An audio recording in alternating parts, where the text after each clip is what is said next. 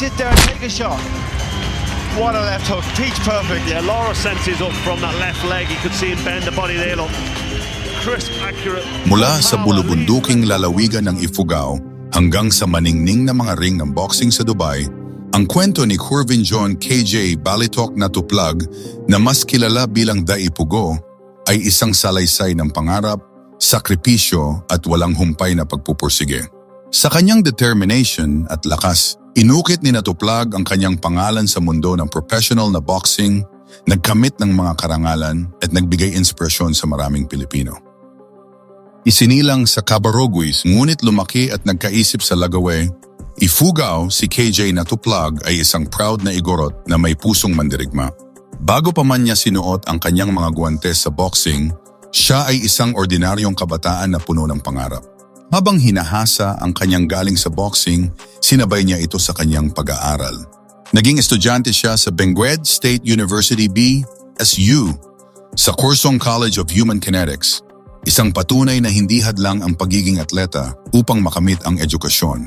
Ang kanyang mga unang hakbang sa boxing ay ginabayan ng Highland Boxing Gym sa La Trinidad. Sinimulan ni KJ Natuplag ang kanyang profesional na karera noong December 19, 2015 sa isang panalo laban kay Oscar Lim. Sa kanyang mga unang taon, ipinamalas niya agad ang kanyang potensyal sa pamamagitan ng sunod-sunod na panalo, karamihan ay sa pamamagitan ng knockout. Ang kanyang orthodox stance, bilis at malakas na suntok ang naging puhunan niya sa bawat laban. Noong 2017, nanatili siyang walang talo at nakuha ang atensyon ng mga boxing fans. Ang madugong tagumpay ni KJ Natuplag kontra kay Argel Berrio. Isang gabi ng matinding bakbakan ang nasaksihan sa Dubai, United Arab Emirates, nang magharap sa ring ang pambato ng Ifugao na si KJ Da Ipugo Natuplag at ang veteranong boksingero mula Colombia na si Argel El Babillo Berrio. Ang laban na naganap noong the 12th of September 2021 ay bahagi ng Countdown to the Middle East Crown Series 2 at nagmarka bilang isang mahalagang pagbabalik lakas para sa karera ni Natuplag. Hindi binigo ng dalawang boksingero ang mga manonood.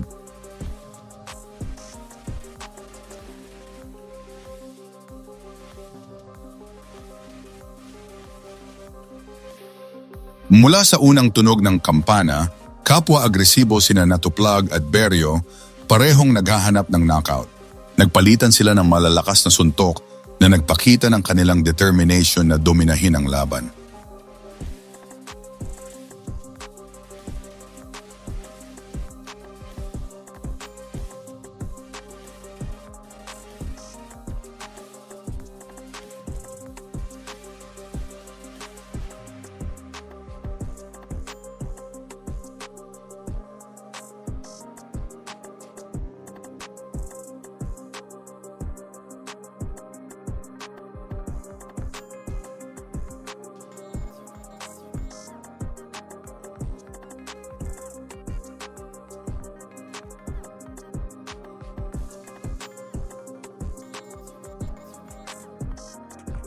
Ginamit niya ang kanyang bilis at husay upang makahanap ng mga butas sa depensa ni Berrio. Sa unang round pa lang, nagparamdam na si Natuplag nang mapayanig niya ang kanyang kalaban. Habang tumatagal ang laban, lalong naging kapana-panabik ang palitan ng suntok. Parehong nagpakita ng katatagan ang dalawang boksingero, ngunit unti-unting lumamang si Natuplag.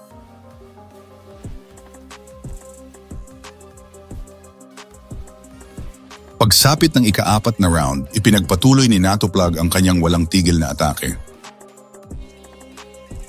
Pinakawalan niya ang isang malakas at matinding combination na tuluyang nagpabagsak kay Berrio. Hindi na nakabangon ang Colombian na nag-udyok sa referee na itigil ang laban. Idineklara si KJ Natuplag bilang panalo sa pamamagitan ng isang impresibong 4th round technical knockout.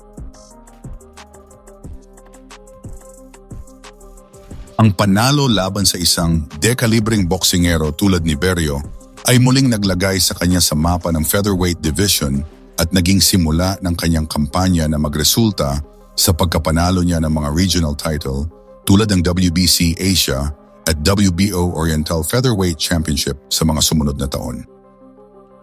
Isang gabi ng kasaysayan at karangalan ang nilikha ng pambato ng Ifugao na si KJ the Ipugo Natuplag nang kanyang harapin ang Thai na boksingerong si Atanon Kunlawong. Ang laban na ginanap noong 25 Hunyo 2022 sa VIC Boxing Promotion sa Dubai, United Arab Emirates ay hindi lamang isang ordinaryong sagupaan.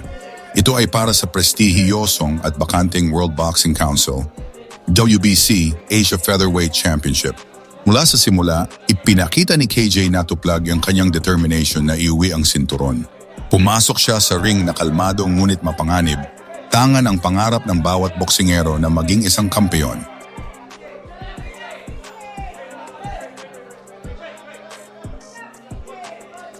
Nagpakawala ng mga jab si Kunlawong habang si Natuplag naman ay naghahanap ng tamang tiempo upang maipasok ang kanyang malalakas na suntok. Bagamat may ilang palitan ng kombinasyon, naging malinaw na mas agresibo at mas may control sa laban ang Pilipino.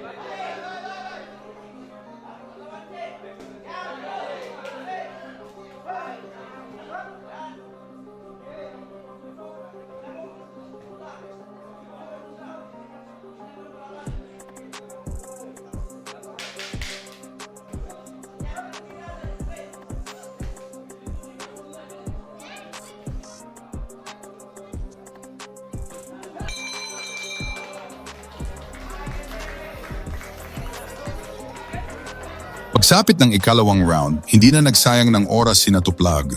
Itinaas niya ang tempo ng laban at sinimulang ay pressure ang kanyang kalaban. Sa isang perpektong pagkakataon, habang nasa mainit na palitan ng suntok, nakakita si Natuplag ng butas sa depensa ni Kunlawong. Ipinakawala niya ang isang nagngangalit at perpektong tiempo na malakas na left hook na direktang tumama sa panga ni Atanon Kunlawong. Agad na bumagsak sa lona ang Thai na boksingero. Tinangkapan itong bumangon, ngunit halatang hirap at wala na sa tamang wisyo. Mabilis na kumilos ang referee at itinigil ang laban upang protektahan si Kunlawong mula sa karagdagang pinsala. Opisyal na idineklara si KJ Natuplag bilang panalo sa pamamagitan ng isang impresibong second round knockout.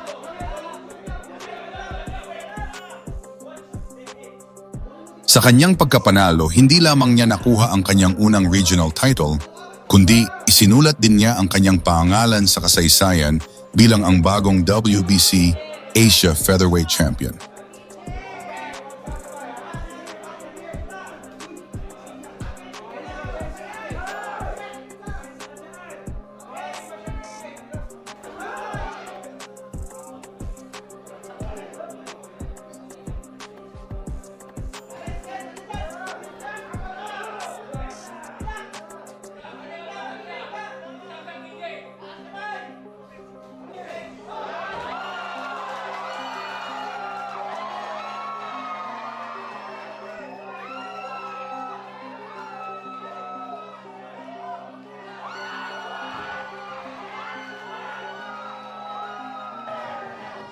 Isang gabi ng muling pagpapatunay ng kanyang pangingibabaw ang itinanghal ng Igorot warrior na si KJ de Ipugo Natuplag nang kanyang harapin ang Thai na boksingerong si Bunrueyang Phayom na may ring name ding Bunrueyang Phayom. Ang sagupaan na ginanap noong ika-12 ng Nobyembre 2022 sa VAC MMA Gym FCC Forum sa Dubai, UAE, ay para sa isa na namang prestihiyosong titulo, ang bakanteng World Boxing Organization o WBO Oriental Featherweight Championship. Ilang buwan lamang matapos niyang masungkit ang korona ng WBC Asia, muling pinatunayan ni Natuplag na siya ang isa sa mga hari ng featherweight division sa rehayon sa isang mabilis at dominanteng paraan.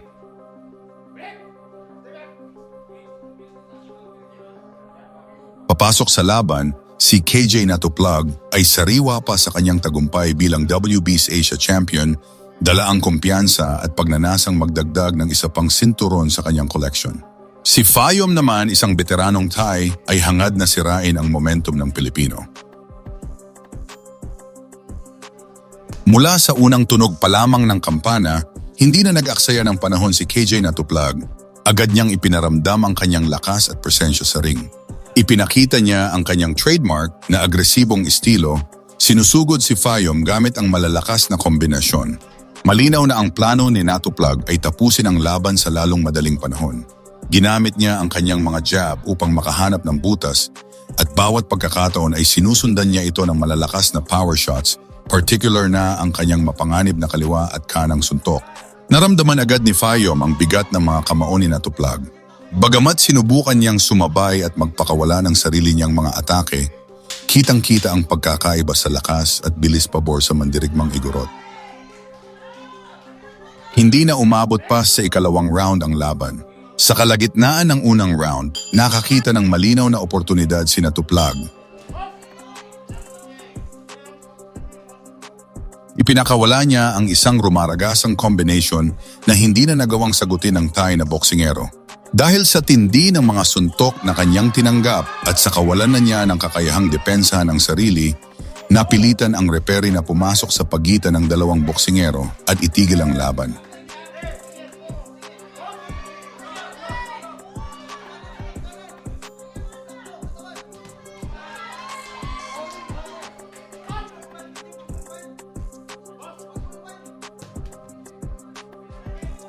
Sa pagkapanalo niya laban kay Phayom, naging isang dual champion siya. Hawak ng sabay ang dalawa sa pinaka-prestihiyosong regional titles sa boxing, ang WBC Asia Featherweight at ang WBO Oriental Featherweight na mga corona. Ito ay isang pambihirang tagumpay na nagpatibay sa kanyang estado bilang isa sa mga pinakamahuhusay na Pilipinong boksingero na nakabase sa gitnang silangan.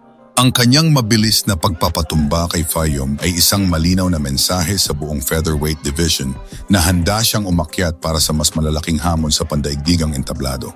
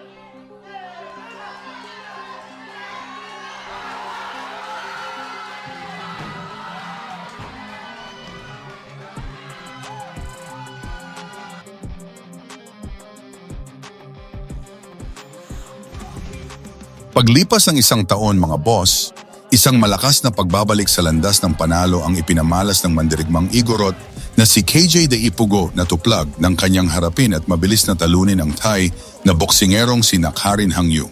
Ang laban na ginanap noong the 30th of March 2023 sa Space Plus Bangkok RCA sa Bangkok, Thailand, ay nagsilbing patunay ng katatagan at lakas ni Natuplag. Isang round lang ang kinailangan. Mula sa pagtunog ng unang kampana, isang nakapokus at determinado na KJ Natuplag ang umakyat sa ring. Malinaw ang kanyang misyon, dominahin ang laban at huwag itong paabutin sa desisyon ng mga hurado. Ipinamalas agad ni Natuplag ang kanyang superior na lakas at bilis. Agad niyang sinugod si Hangyu, pinakawalan ang sunod-sunod na malalakas na suntok na nagpahirap sa Thai na boksingero na makahanap ng kanyang ritmo. Hindi nakahanap ng sagot si Hangyu sa walang humpay na opensa ng Daipugo. Sa kalagitnaan ng unang round, nakakita si Natuplag ng malinaw na butas sa depensa ng kanyang kalaban. Nagpakaawala siya ng isang matinding kombinasyon na nagpayanig kay Hangyu. Sa puntong iyon, nakita ng referee na wala ng kakayahan si Hangyu na ipagtanggol ang kanyang sarili ng maayos mula sa mga nagbubuhos na suntok. Upang maiwasan ang anumang matinding pinsala sa Thai na boksingero, mabilis na namagitan ang referee at itinigil ang laban.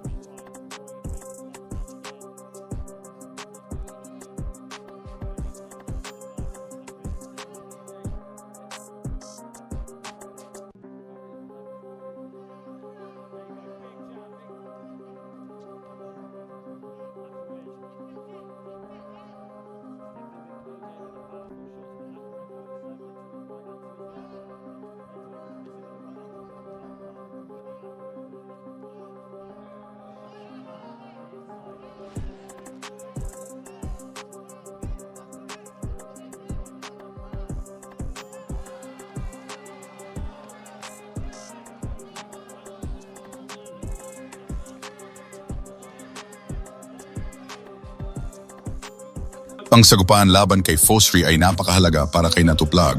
Ito ang kanyang unang laban matapos ang halos 20 buwan na pahinga mula nang huli niyang talunin si Karen Hangyu noong Marso 2023 sa Bangkok. Ang isang comeback fight matapos ang mahabang panahon ng inactivity ay isang malaking pagsubok upang makita kung nananatili pa rin ang bilis, lakas at talas ng isang boksingero. Layunin ni Natuplag na patunayang wala siyang ring rust o kalawang at handa na siyang muling umarangkada sa kanyang karera. Hindi pinahintulutan ni KJ Natuplag na magtagal ang pagdududa sa kanyang kakayahan. Mula sa unang tunog ng kampana, isang agresibo at gutom na ipugo ang sumugod sa laban. Agad niyang ipinaramdam ang kanyang presensya at lakas.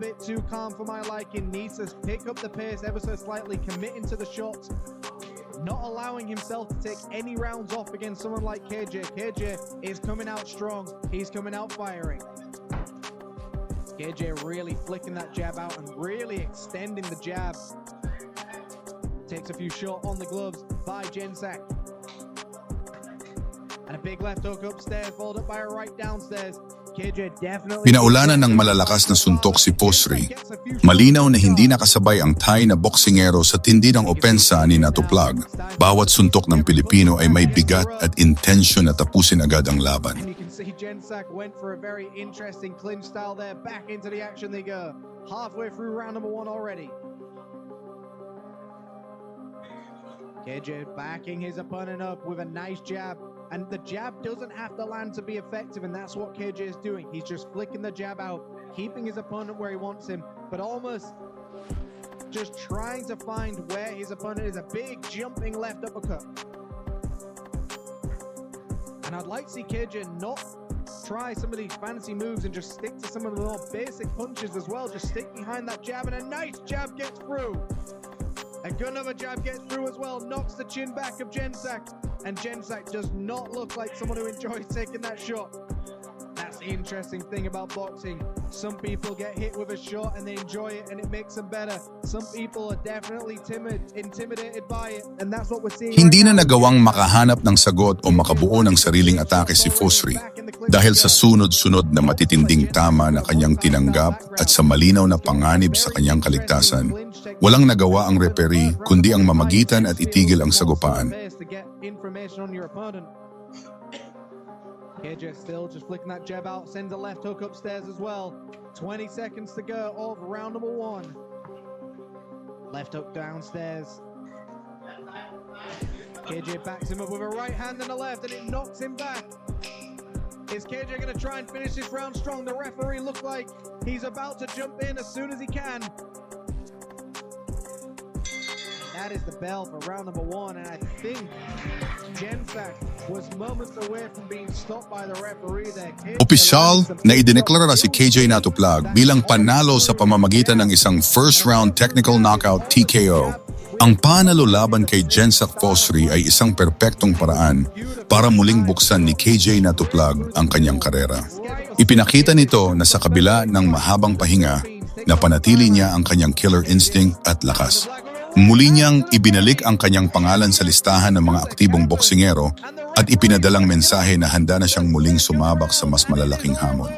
Ang tagumpay na ito ay nagbigay sa kanya ng momentum upang muling ituloy ang kanyang pangarap na makakuha ng isa pang regional title o makalaban sa mas malaking entablado. Ang laban ay isang dominanteng pagpapakita ng lakas na nagpatunay na si KJ, the Ipugo Natuplag ay nagbalik na at handa ng muling makipagbakbakan. Hanggang dito lang tayo mga boss, sana nag-enjoy kayo. Muli, salamat sa laging pagtangkilik.